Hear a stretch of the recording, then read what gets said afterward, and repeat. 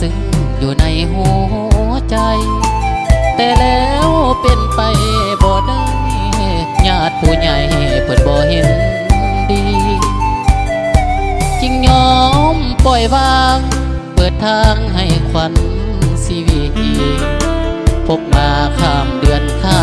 มปีไปเสียที่ผู้มีเงินตาเทวันสรรสร้างเปิดทางให้มาพบกันแต่แล้วก็มากีดกันความสัมพันธ์ที่เคยมีมา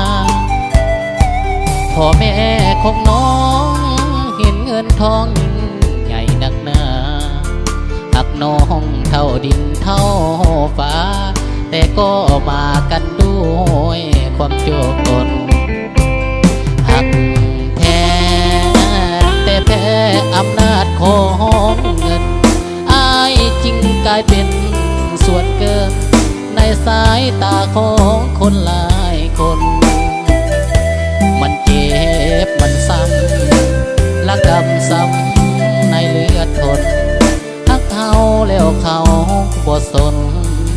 ใจคนสร้างมาลืมได้ทักน้องเพียงใดก็ได้แต่เพียงแค่ฝันดังเหมือนกระต่ายไม้จันนับวันยิ่งห่างกันไกลคงบ่มีหวังได้นางมาคงคู่ใจจะสู้ก็สู้บ่ไหวขอยอมทำใจแล้วไปจากกัน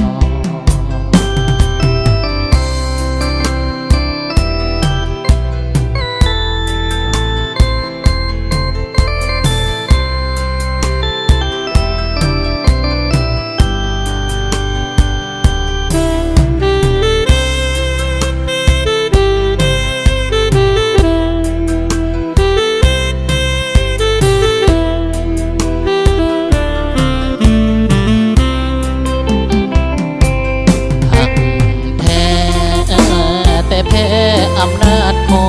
งเงินอายจริงกลายเป็นส่วนเกินในสายตาของคนหลายคนมันเจ็บมันซ้ำละกำซ้ำในเลือดทน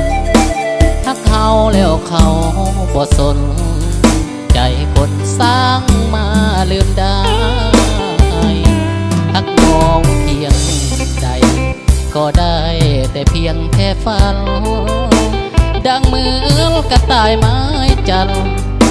นับวันยิ่งห่างกันไกลคง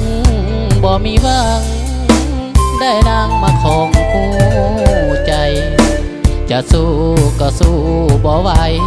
ขอยอมทำใจแล้วไปจากกัน